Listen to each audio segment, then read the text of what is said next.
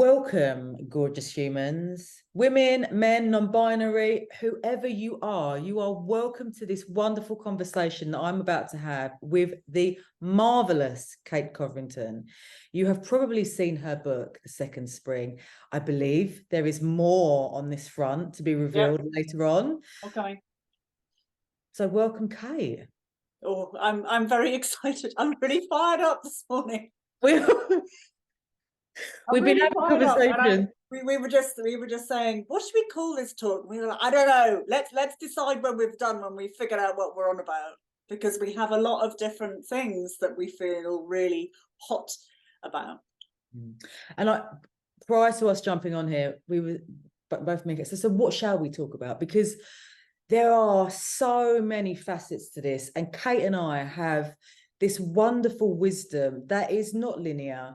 It's like when someone says to me, give me your elevator pitch. And I'm like, well, we need about 2,500 floors for me to get across to you what it is that I actually offer, because it's not just cut and dry like that. And this, I feel, represents what female health really is. It is this creative, just energetic, wonderful approach to life that you can't box, you can't control. It just is. What you can do is sit with it and have this beautiful ride through time and see where you end up, how you end up. I mean, for me, that's what that stands for. But Kate, I will pass over to you to just, you can drop who you are, but you can perhaps even drop how you're feeling right now. What's going on with you? I'm happy for you to open this show. All right. Okay. Well, this morning, Bob. No. It's I can't remember his name now. Well, I'm quite excited today. I'm a bit overexcited, so I didn't sleep well because I'm off to the Houses of Parliament today to go and Hey, like just slip that one in there. I know. To go and talk to Carolyn Harris, who is in charge of the menopause mandate. So I'm like, okay, I have to pop the climate change. I got my one chance. Don't fuck it up, Kate. I love that. Mate, how exciting. Yes. How exciting. Yeah, that is pretty exciting, yeah. So my intention actually with that, more seriously, is to bring this web of multi-dimensional women's health into Parliament. Quite how I'm going to convey that, we probably don't have time for 25 floors, and I'm one of a dozen people who are going. So I may have to kind of distill that a bit, but you know, if I get one chance to bring a cyclical awareness, maybe I just say that. Maybe I just repeat, like, talk about cyclical awareness on repeat. On repeat. You don't need fixing. On repeat. That you have the wisdom. On repeat. I think that's probably, there's my elevator pitch. Can I also see, like, what I have downloaded recently is that women, it's not about time management for women. It's about energy efficiency. That is the breakdown, I think, and for everybody on this planet, men included, everyone. We do not work to time. We are energy efficient. And when you tap into your most efficient phase, you will get whatever you need to get done. Yeah. Regardless of how much time you've got. And we see this so often, don't we, Kate? You can see a woman when she is in that zone, like she can create what takes 10 hours into perhaps 2. It doesn't, we are not defined by time. When she is not in that zone and her body is requiring more time out, more rest, that's when things take 10 times longer, where we have what we would class as mistakes. This is what I've learned from myself and from the trainings that I've had with other people. And this is where things don't feel great. So for me, it is cultivating and preaching about energy efficiency versus time management. You're going to get so much more if you look at energy efficiency and giving people that. rather than that clocking in, clocking out, clocking in, clocking out. Yeah, and I absolutely agree, and it's really good to remember that the world around you, whether you're self-employed like we are, or whether you're in a corporate or whatever your situation, the world is not set up for you to be energy efficient. Mm. The world is set up for you to give. So to find this groove, to find your rhythm, to connect in with the body, and to notice your when you need rest, and when you're in that zone, is anti-cultural. Mm. No, you have to fight for it, and you have to have a lot of support around you. You have to have mates who are also on a mission to find rest, or you have to have somebody around you who can say, oh, did you rest today, rather than, oh, were you really busy today? Yeah. Busy? How are you? Busy? It's funny, isn't it? It's so funny. Like when you meet up with friends, or when you go to networking events, the conversation always is around, oh, I done my to-do list today. I did this on my to-do list. I'm like, that's what I think of the to-do list. I to-do when I'm in that zone, when the capacity is there. But I want to come back to whilst my brain remembers, you going to Parliament and you creating a conversation, because my question right now is, and I'm really curious, honestly curious, is the current conversation around menopause, but also around female health, serving us? Is it taking us to where we need to be, or is it not? Okay. I mean, I think this is a chewy one. Mm. We have more awareness around women's health than we did. Yeah. You know, post Davina, that is indisputable. And what I notice is that it engenders, I think, typically a fear-driven narrative. I mean, I think, and I am hoping, you know, I am hope as a inhabitor, I inhabit a cyclical life, and I inhabit a cyclical creative pattern. And my hope and trust is that we will move through this fear into a place of clarity, that through moving through the fear, as the new thing arises, there's a lot of fear around it, and then it can come back round again into it and ground itself into our bodies and into the earth. So that is my hope. But what I see is a lot of fear. And I sent you an article before last week, and because I thought that was a really good example of it. There's this figure that 900,000 people, women, and it is women, have left work because of menopause. And this figure gets repeated again and again and again, and it sets up this belief that you will be so ill, you will suffer so much that you will have to leave work, that you are incapable at this time.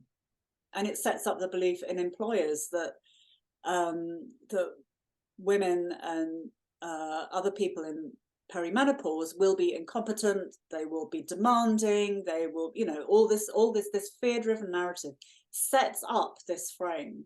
And, you know, as we all know, the belief, the reality follows the belief. And actually this figure was kind of made up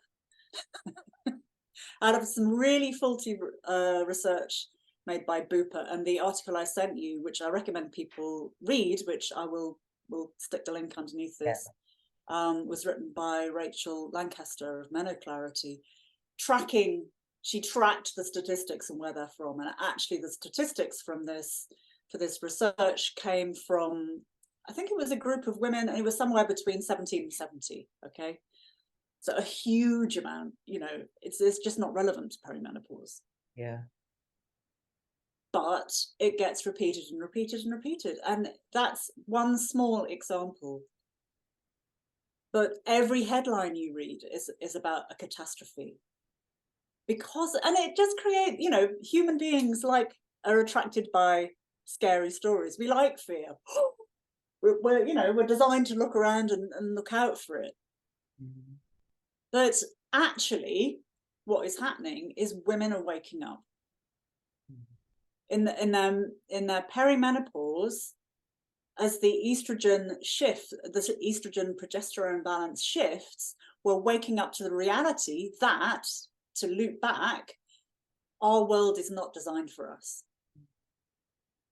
It is designed to be linear, to mask, to disconnect. Our current world is designed for us to burn out, to disconnect from ourselves, to disconnect from each other, to stay in isolation, to not connect to the earth. And you know, that's the design.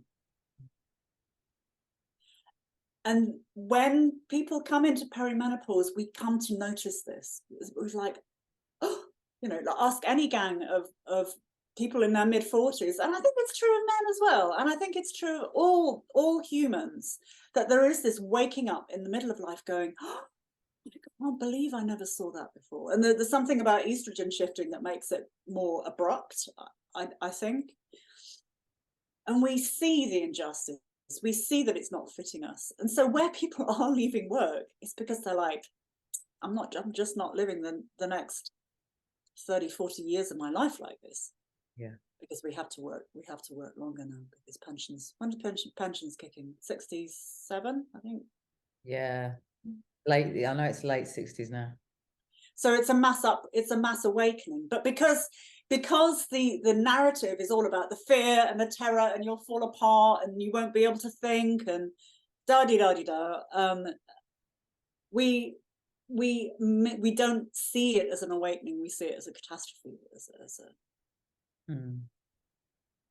as a breakdown, where actually it's awakening. I remember when coming into this understanding that you have perimenopause before you have menopause, my immediate thought was, right, what do I have to do to prevent this? What do I And for me, my background coming from movement, it was all about, right, how can I move my body to prevent this? And I forgot in the interim, I mean, I still believe, you know, weightlifting and healthy exercise is appropriate for everyone. But as I became consumed by the terror of the possibility of what perimenopause could bring, I forgot about the movement that I enjoyed. I forgot about moving in the way that lit me up and brought me back to that soul space, that spirit space, that beautiful balance of the masculine and the feminine. And when that dawned on me, I then realized, and your book was an inspiration with this, Kate, is that for me, perimenopause, and I see this, is a time of celebration. It is a time where a woman steps into this phase with understanding. She knows it's coming. She steps into it. She's prepared. She wants to move through this phase so that she can look back and go, wow, look what's happened. There might have been a shitstorm in there. There could have been a few.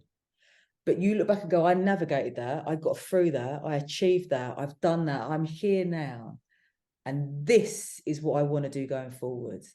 And that, what you just said about those 900,000 women waking up, it wasn't that they left work because they wasn't getting the support. Menopause is awful. It was that they realized, fuck that. I've got a life to live. I want to enjoy myself. I want to be vibrant. You know, wow, I've wasted this time doing what I've been told is right, when in fact there was another way. And I'm ready to go that way. Thanks. I love that. And we do need to have this shift of understanding that it's not negative. And it is the height of the conversation is always around the negative.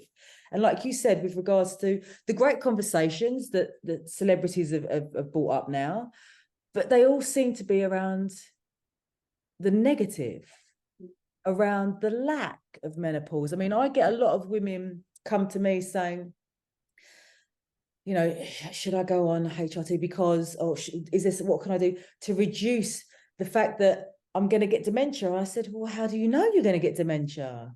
But again, this is the conversation, isn't it? Okay, can we just clarify a few things there, because I think it's really there's a lot of, this is another area where fear and misinformation gets chucked around the media and as well as social media. And there's no, with HRT, there is no clear evidence that HRT will protect you from dementia or from heart disease. It won't make you live longer. There hasn't been the research, so we don't know. What we do know is that it helps with hot flushes and some mood issues for some people, not for everyone, for some people. And it will protect your bones for as long as you take it. And then after that, again, we don't know. I saw a small study the other day that said that bone density was worse after taking HRT. That was a small study. But again, there's not been enough research. And there are a lot of very prominent people, very prominent doctors, would you believe, banging on that that HRT will protect you from dementia. There is a heap of misinformation out there. Is this fear driven? Do you feel that these doctors and these people in they're being controlled by fear? Yeah, absolutely. Yeah. Because I mean, the difficulty of having like very prominent people bringing awareness is that the narrative is then dominated by their story. So in the UK, we're in the UK, it's dominated here by Davina McCall's menopause. And, you know, Saint Davina, thank you for stepping up. You know, it was a huge risk for her in her profession to come out in that way and to do this promotion. So she's done us a huge service. And the result is that her story is the dominant narrative, because that's what people hear most of. So what are our options, Kat? I mean, I keep coming back to your book. By the way, thank you, Abby. I was in Exeter Library. I was in Exeter Library the other day, and I walked past, and it was in there, and I was like, I didn't have my phone on me. I was going to take a picture and send it to you. I was like, yeah. My husband went, "What's wrong with you?" I was like, "It's Kate's book." Yeah, I do the same. But what do we do? What do we do? It's really simple. What we do is we talk about our experience from a grounded, embodied place.